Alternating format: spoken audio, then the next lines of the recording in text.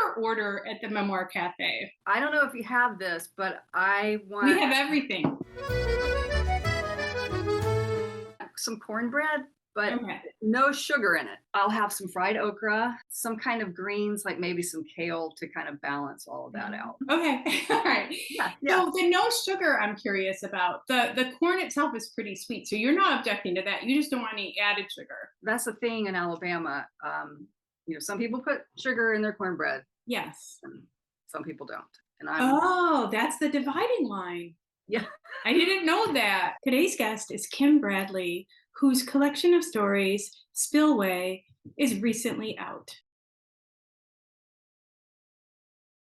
From the stained glass window of Second Baptist Church in East Moselle, Alabama, John the Baptist, bloody hair raging with serpents and fiery swords, glared down at Meredith Gentry with a wild look of disgust. Overcome with fear and nostalgia, Meredith looked away and braced to greet her ex-boyfriend's family, or what was left of them. Tommy Billups' father overdosed on painkillers a few years back, and his mother hadn't made it a month past her cancer diagnosis. His parents never liked her. They blamed her for Tommy's carousing and overall bad luck. Meredith was relieved she wouldn't have to face them. Hank, Tommy's younger brother, was first up. Meredith clasped his bare paw hands. "Oh, honey," she said, careful not to let grudges of the past seep into her condolences. Hank seemed delighted to see her. The last time she saw him at his father's funeral, he'd given her the finger and told her to go to hell. What a blow to discover your brother fallen out dead like that, she considered saying, but instead poised to offer a wise line about loss. She knew them well, such sweet proverbs and pithy poetics, but Hank was high as a kite and mistook her for another woman. "Alice," he said, "sweet, beautiful Alice, let me get a good look at you." With nauseating effusiveness, he admired her from tidy ponytail to black blouse and pencil skirt. Meredith hugged on him to interrupt the awkwardness of the gawking. "Good to see you too, you poor fool," she said. Eyes dilated, he smiled back. That's good. That's perfect.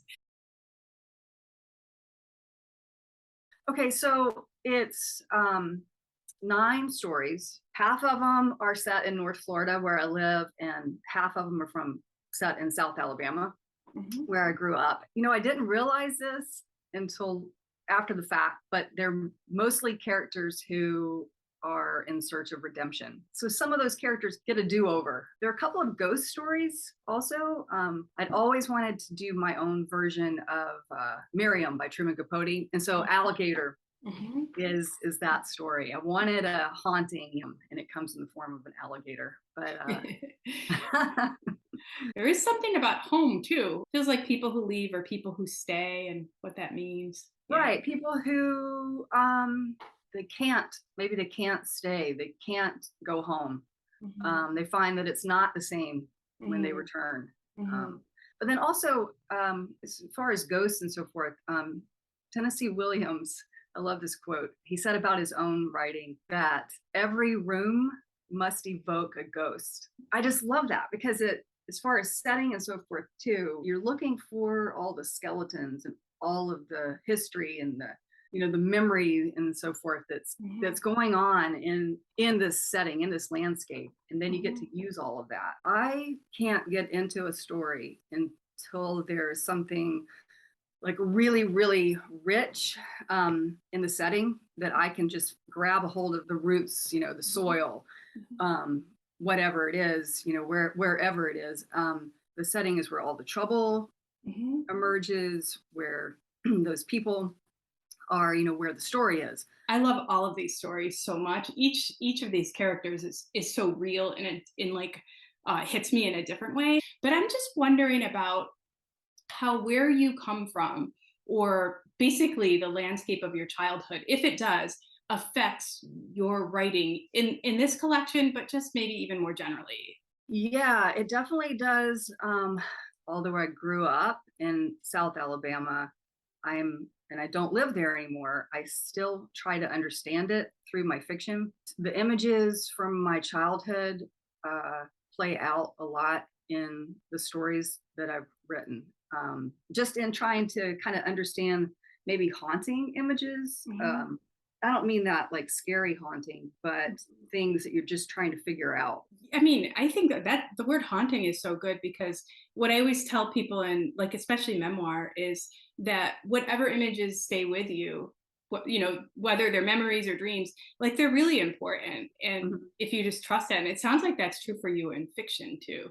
Shirley Jackson says the great part about being a writer is that nothing goes to waste. Oh, that's good. Isn't that great? So you've Yeah. got this pantry of images that you can pull from. And so the story Spillway, actually, the primary image that I was working with that just kept coming to me over and over was being at my grandmother's one night in Monroeville, and this woman I didn't know drives up, and we go off into the night, and that's Oh. all I could remember, except for that Mhm. she did have a glass of bourbon in the car. And um, I didn't know who she was, and then that was it. And so I let that image percolate for a while. Mhm. And then I started to build a story around it and figure out, just have fun with it after that, and try to Mhm. imagine who these people were, let it go from Mhm. my memory and then create something beyond that. That is so interesting, and I think that's the tricky part, how you begin a story in something that is personal or of your world or experience, but then Mhm. as you go in nonfiction, absolutely. I think when an essay or memoir is successful, it's because the writer's able to let that go or open up to where it leads them, which is usually and Mhm. always beyond them, actually. So you're saying something similar here, that you started with that memory or image and then you had fun with it, you said, but basically you followed it and then it became something else. I used to think that I had to be at the computer, at my desk all the time Mhm. working. And then I realized that that wasn't very efficient, that it's okay to step away and to allow yourself to think more about your characters. If you wake up in the middle of the night, instead of thinking about the things you have to do, like I'll just see my characters through a scene, and I feel like I get to know them really Mhm. well that way. Going on a long walk, you've got that character in your head, then you are spending a lot of time with your characters and with your stories, Mhm. doesn't just involve writing. Mhm. Um, and it's taken me a while to figure that out, but it really works for me. Yeah, that's so good because I do think I split the world, and I think a lot of people do, a lot of writers where it's like in front of the computer or not, or notebook, but it's either the physical Mhm. act or not. And you're right, Yeah. like there are all these opportunities, and maybe we're even doing it without knowing anyway. But yeah, that's Yeah. really good. Okay. All right. So this is so much fun. It's Okay. almost like a game too. Okay. I mean, you can play it. You can play it Mhm. anywhere. All right. So my friend Laura Smith, she's a novelist Mhm. too. She lives in St. Augustine. I don't know how we started with this, but one time I was telling a story about something that happened, and nothing really happened, like when it comes up to the trouble part, nothing happened and everything worked out fine. But she said, but in the story, and we were like, oh my God, because in the story, yes, it would have gone wrong. Mhm. Laura and I talk about this all the time, but I do this with my students too. I'll, say, was there ever a situation, I guess there's kind of two parts to it. Was there ever like, a situation where you and some friends almost got into some trouble, but then everything was resolved? Mhm. And of course, freshmen, sophomores, they all have some great stories, Right, right. some frightening stories, And so then I'll say, okay, now take it, in a different direction, in a direction toward trouble. And then another thing to do Mhm. is you think about all of the times where, most of us writers, we're pretty passive and we most of the time behave ourselves. You imagine situations that you really wish that you could have gotten out of that situation, or that you could have spoken up, you could have talked back to someone. Mhm. What would have happened? And a couple of these stories, they're based on this exercise. And so it's a lot of fun because, again, you get to constantly reuse something Nothing goes wasted. You're Mhm. always thinking, but in the story, what really would have happened? Yeah, and those are great because both cases are supercharged, like those times where things could have gone awful, and in real life you're like, thank God it didn't. There's Yes. Yeah. still Yeah. that Yeah. cliff where it almost Yeah. went bad, and then yeah, I mean, I don't know about you, but a lot of my regrets in life involve not speaking up. And so to Mhm. be able to go back to those moments and tell the person this or that just sounds great for troublemaking, but also just therapeutically really great to Yeah, yeah, go know that. exactly.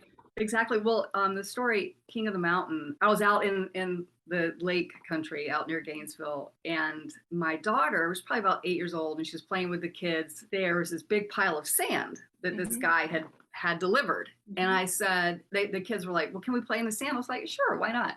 And about 5, 10 minutes later, I hear the guy, the owner, yelling at the kids and telling them to get off his sand and all this stuff. And so all the kids dispersed. They all ran in different directions. But one little girl, she stood like he's looking at her, and she just like stands there, puts her hands on her hips and just stared at him. And Mhm. I was like, whoa, I love this kid. And then of course nothing else happened.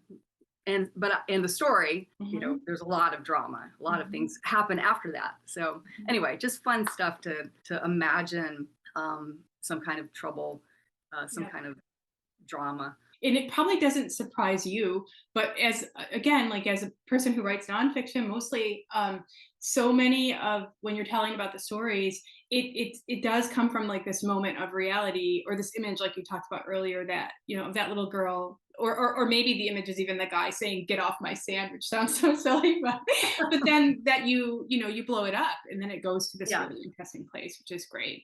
If you like what you heard, check out the links below to order a copy of Kim's book and to learn more about her work. I look forward to seeing you next time at the Memoir Cafe.